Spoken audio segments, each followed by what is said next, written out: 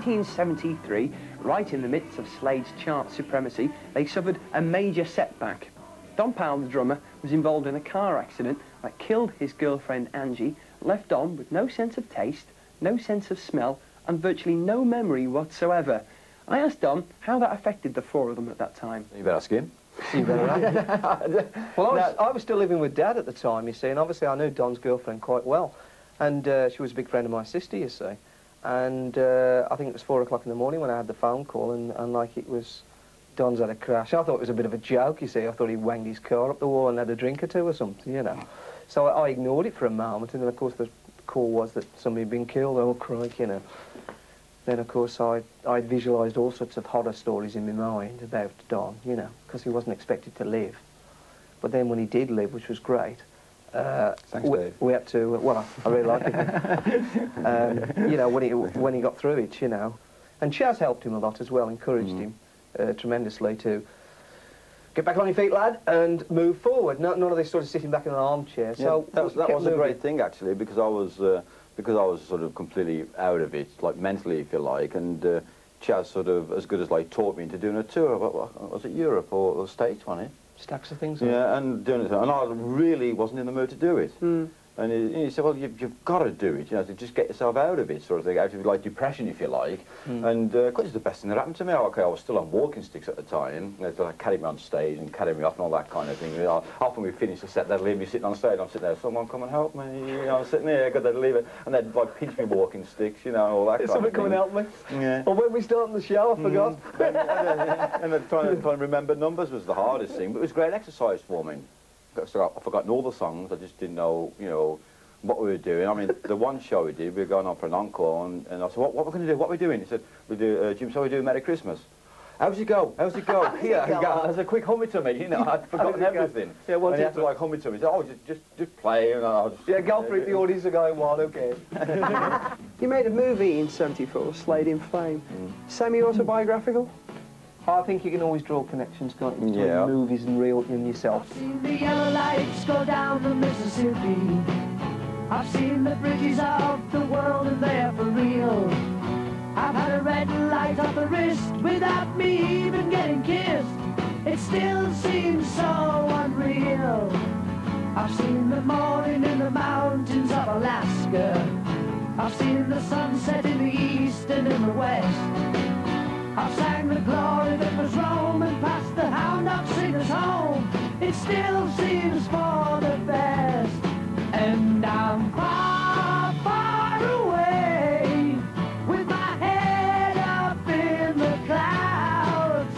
And I'm far, far away, with my feet down in the crowds.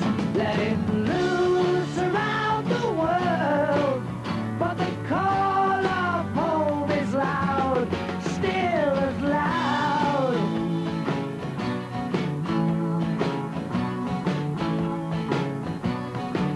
I've seen the Paris lights from high upon Montmartre, and felt the silence hanging low in no man's land. And all those Spanish nights were fine, it wasn't only from the wine, it still seems all in hand. And I'm far, far away, with my head up in the clouds. And I'm far, far away, with my feet down in the crowds. Letting loose around the world, but the call of home is loud, still as loud.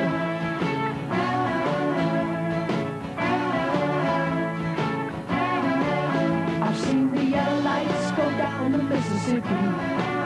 The Grand Bahama Island stories carry on. And all those those smiles stay in your memory for a while. There still seems more to come. And I'm far, far away, with my head up in the clouds. And I'm far, far away, with my feet down in the crowds. Letting loose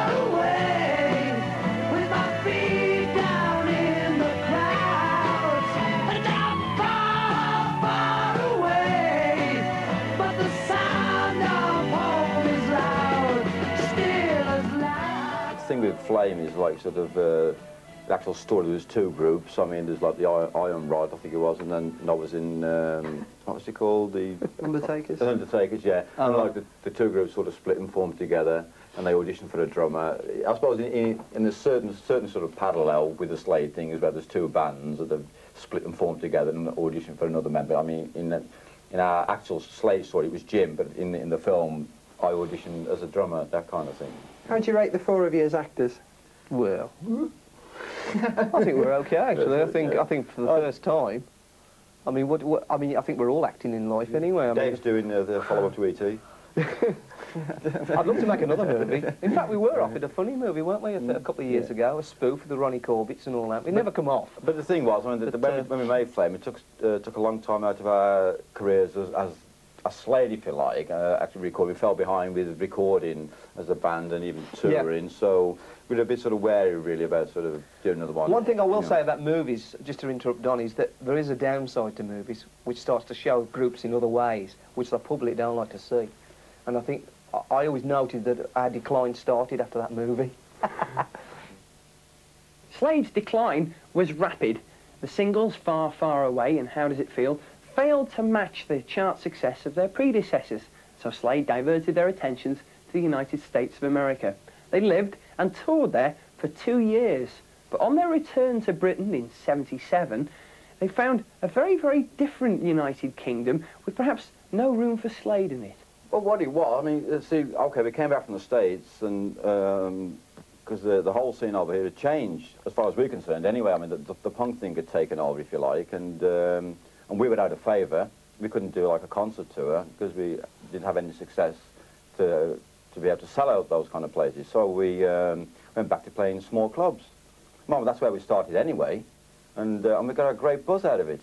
You know, because remember, because we've forgotten all that scene, because when we got like success and we started doing concerts, great, then that's the only thing that you know. But then we thought, we were like thinking about playing small clubs, and we were a bit sort of wary. We didn't really know what to expect. But when we went back, we had a great time, because that's how we started anyway. And then as we did that for a couple of years, playing the small places, and then we got the offer to do the Reading Festival in, was it 1980, 81? Yeah, 1980 actually was the real turning point, and we'd had 3 or 4 years at these clubs, and I mean, talk about losing egos, that's the one place you start to lose them, when you start hitting the dumps, you know. We used to call them the chicken in the basket places, you know, where people used to come in, have chicken in the basket, you know, and you'd probably get a fat businessman out with his secretary, you know, then you'd get a few trendies coming in, dancing on the old disco floor, you know, going, who's this lot? Oh, it's that bunch from the 70s, you know, and they'd probably come in to laugh at you, actually, thinking that you'd be a parody, you know, a bit of a joke. Would you describe yourself as rebels then? I mean, you seem to alienate yourself from that situation. You were playing it on your terms. We played it on our terms, all right, because we went in and did it with our gear, our lights. We paid for everything, right? We never really made any money on it, but what we did, we put new songs in the act, and we'd had a feeling then that if people liked the stuff, right, we'd still got a shot at, I don't know, you're not selling records, you're selling something on stage. So we lived on the merit of the performance, what we actually came from, and what was the strongest point of Slade. Was keeping us together as a four-man group was because we had something to say on stage. Maybe we were saying nothing on record, because, in fact, our record company had dropped us then, and we were on a small record label called Barn, which Chas Chandler ran, you see. But really, no big label wanted us, because they said they paid the dues, that, you know, nobody comes back, nobody's going to make it, you know, they've had too many hits anyway, so they saw us as the end of the line as far as the hits were concerned. Obviously, we were yet to prove them wrong, but at this time, all we got to deal with was, like, trying to get the odd record out on Barn, playing in front of the audience, sweating, great feeling, you know what I mean? Coming off stage and the old chicken in the basket place. In fact, we used to have chicken and chips in the dressing room, didn't we, you know? And then we'd go home, you know, freezing cold at night, you see, you know, and in the transport cafe again, you see.